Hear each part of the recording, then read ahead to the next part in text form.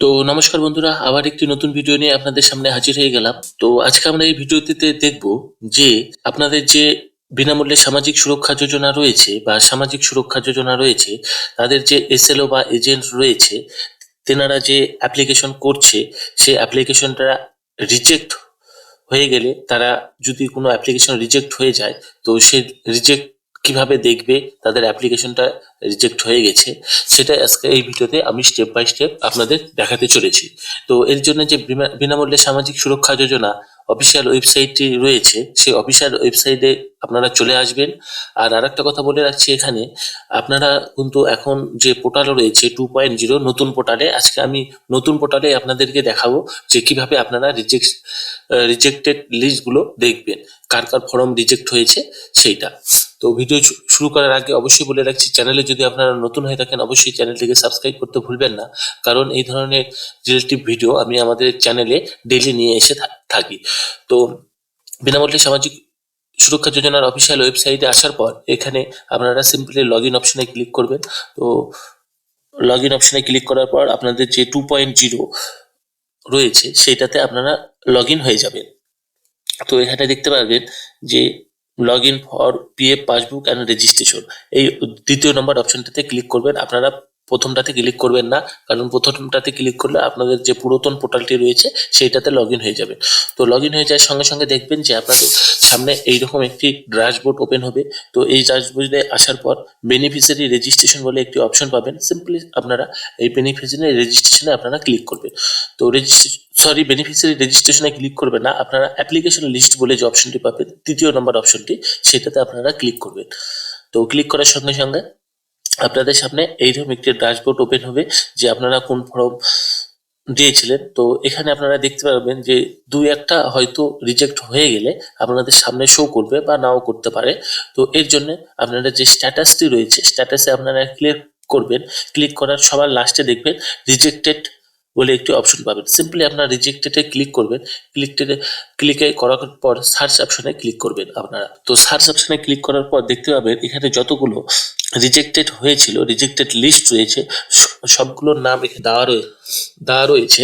তো দেওয়ার পর আপনারা এইভাবে আপনারা রিজেক্টেড লিস্ট চেক করতে পারবেন। তো এরপরে আপনারা যে কিছু কিছু ক্ষেত্রে দেখতে পাবেন আপনাদের রিজেক্ট হয়েছিল, কিন্তু আপনারা নতুন করে অ্যাপ্লিকেশন করেছিলেন। তো সেটা আপনারা চেক করবেন কিভাবে, সেটাও আমি বলে দিচ্ছি।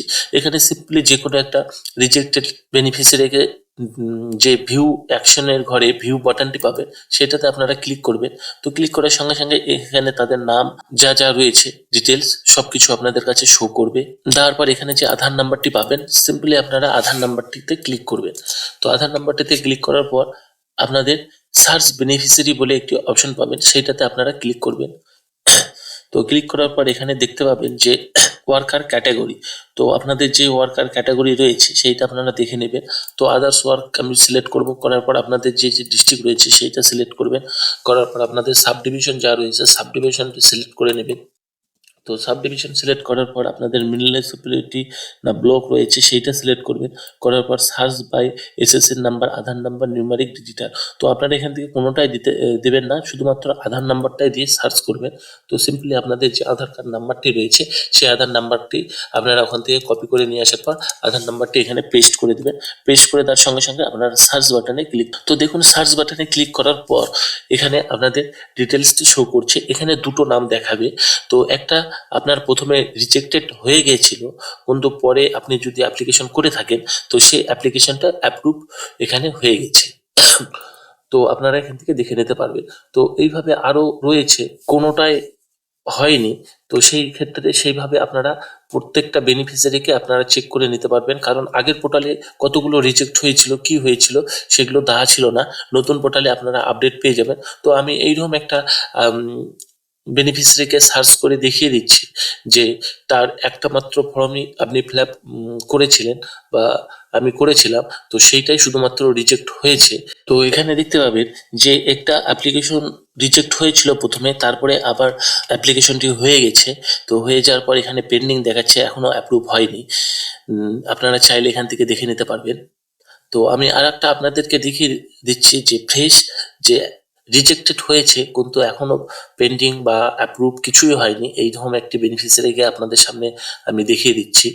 তো দেখুন এখানে এইভাবে আমি একটা অ্যাপ্লিকেন্টের আমি সার্চ করলাম আধার নাম্বার দিয়ে। তো এইটাতে দেখবেন এইটার যে স্ট্যাটাসটি রয়েছে এটা শুধুমাত্র একটিই রয়েছে, এইটা রিজেক্টেড হয়েছে, এইটার এখনো নতুন অ্যাপ্লিকেশন হয়নি বা পেন্ডিংয়ে হয়নি, অ্যাপ্রুভও হয়নি।